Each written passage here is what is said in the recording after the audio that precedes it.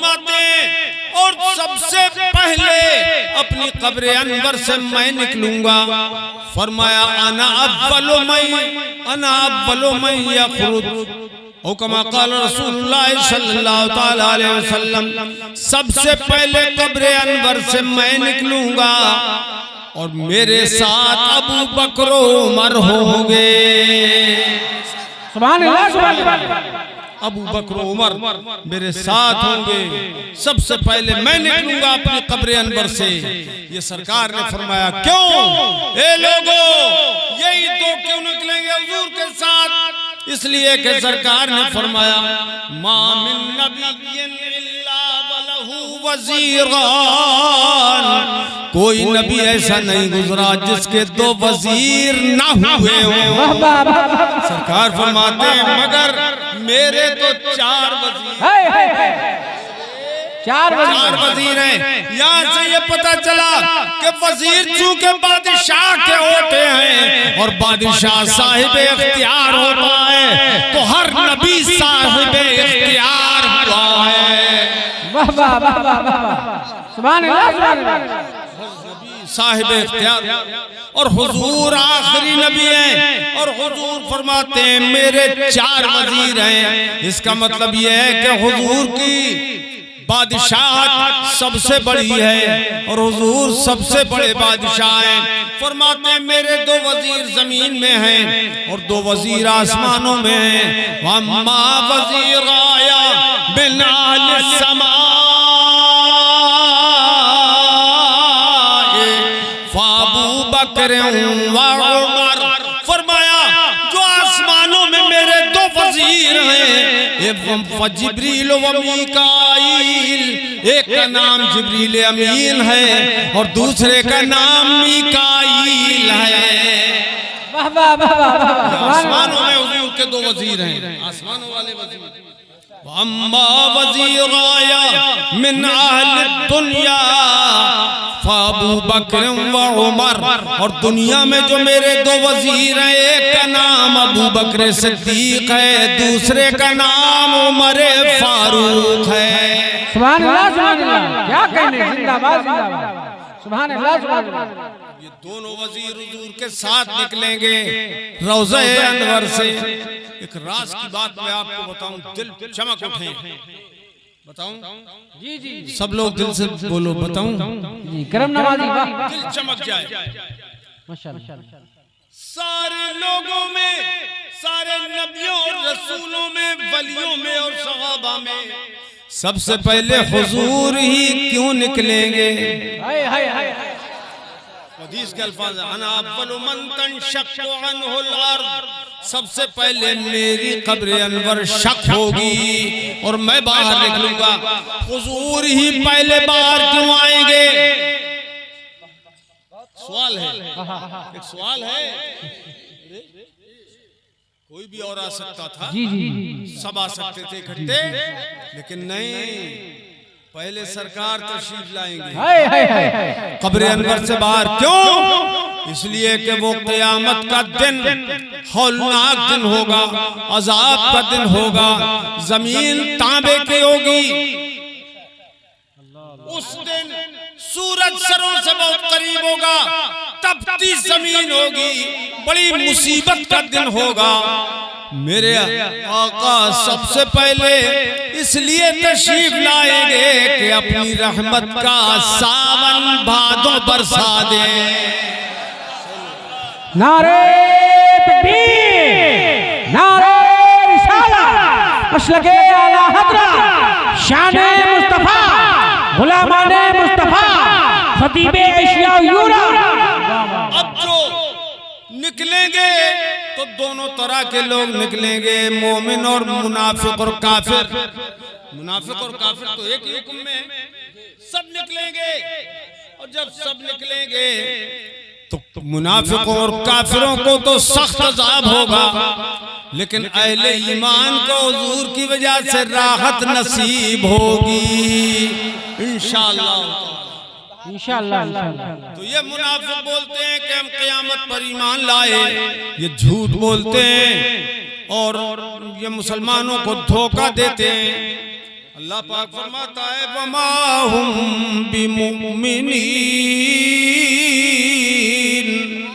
ये मोमिन नहीं है, ये मोमिन नहीं है। तो उनका कलमा पढ़ना इसका लिहाज नहीं किया गया। अल्लाह अल्लाह अल्लाह। क्यों? और सुनिए आप, कुरान पाक फरमाता है, भाई दिल लग रहा है आपका कि नहीं? बोलो। अल्लाह पाक फरमाता है इज़ा जाअकल मुनाफिकून, ये प्यारे हबीब जब तुम्हारे पास मुनाफिक लोग आते हैं तो क्या कहते हैं? क्या कहते हैं? वो मुनाफिक जब आते हैं तो कहते हैं क़ालू नशहदु इन्नका लरसूलुल्लाह। तो मुनाफिक ये कहते हैं हम गवाही देते हैं कि आप अल्लाह के रसूल हैं। सुभान अल्लाह सुभान अल्लाह। कौन बोलता है? कौन बोलता है? कौन बोलता है? मुनाफिक। अरे बोलो ना, मैं चाहता हूँ ये सबक याद हो जाए सबको। कौन बोलता है? मुनाफिक। क्या कहता है? कि आप अल्लाह के रसूल हैं। अब ये जवाब आ गया उन लोगों का जो कहते हैं वो भी तो कलमा पढ़ते हैं। अल्लाह अल्लाह अल्लाह अल्लाह अल्लाह अल्लाह। कहते हैं कि देवबंदी और वहाबी भी तो कलमा पढ़ते हैं। हम कहाँ कहते हैं कि वो कलमा नहीं पढ़ते, मगर कलमा पढ़ के देखो कैसे बेईमान बने। वो कहते हैं कि हम गवाही देते हैं कि आप अल्लाह के रसूल हैं। और आगे सुनिए, अल्लाह पाक फरमाता वल्लाहु यअलमु इन्नका लरसूलुहु, और अल्लाह खूब जानता है कि आप उसके रसूल हैं। सुभान अल्लाह सुभान अल्लाह। अल्लाह के रसूल हैं। और फिर फरमाता है वल्लाहु यशहदु इन्नल मुनाफिकीना लकाज़िबून, और अल्लाह गवाही देता है कि ये मुनाफिक झूठे हैं। क्या कहने हैं? बोल क्या रहे थे कि आप अल्लाह के रसूल हैं, और खुदा क्या फरमा रहा है कि झूठे हैं, झूठ बोल रहे हैं। तो क्या बात सच्ची नहीं है?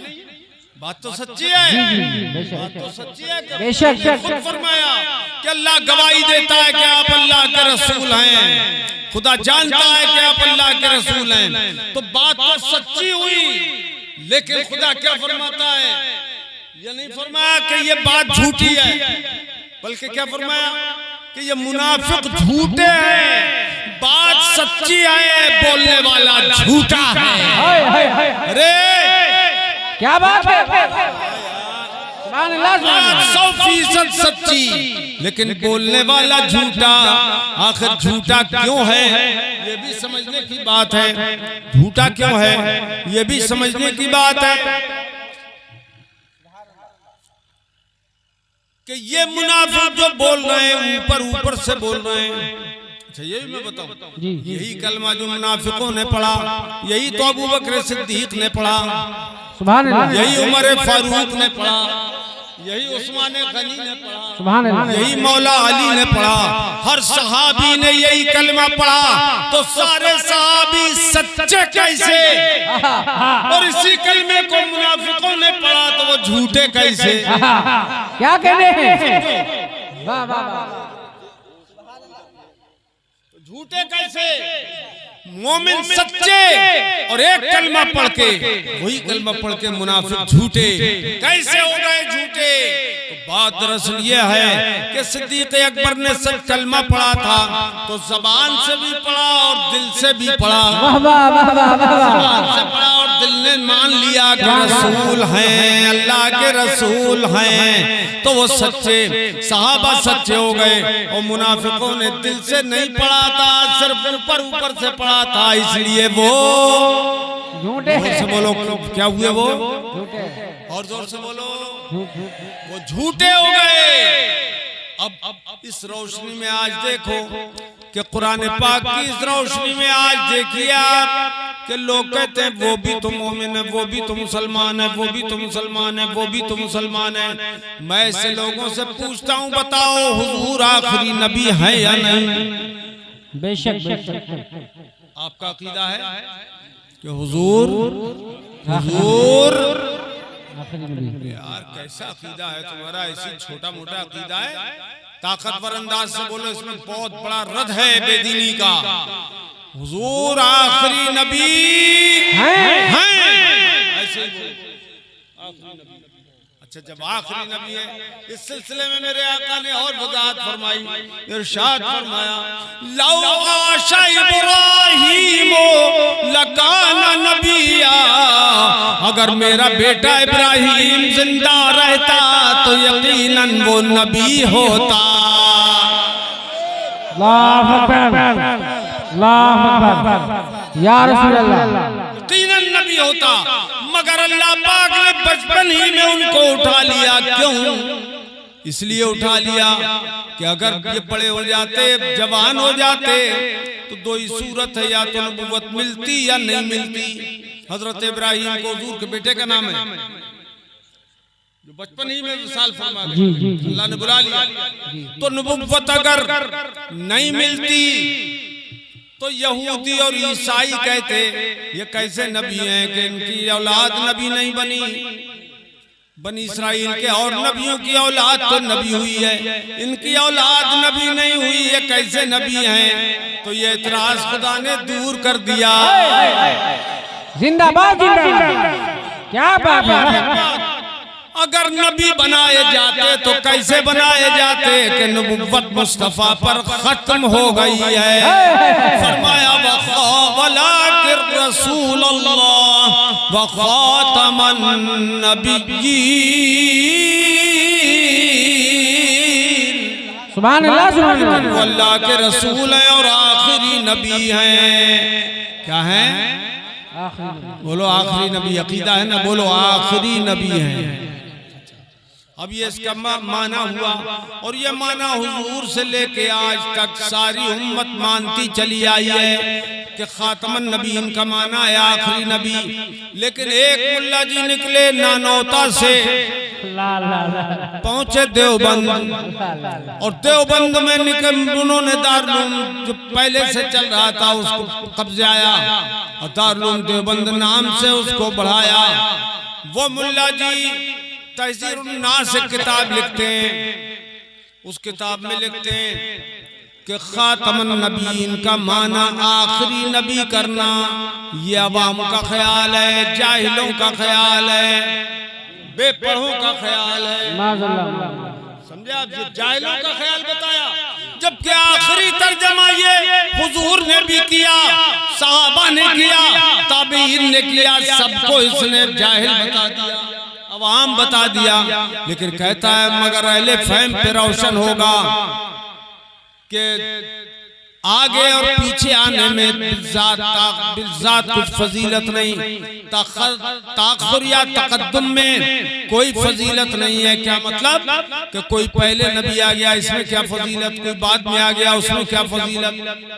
जैसे किसी का रंग गोरा हो तो उसकी अपनी उसमें क्या फजीलत है, इस तरह की बात कोई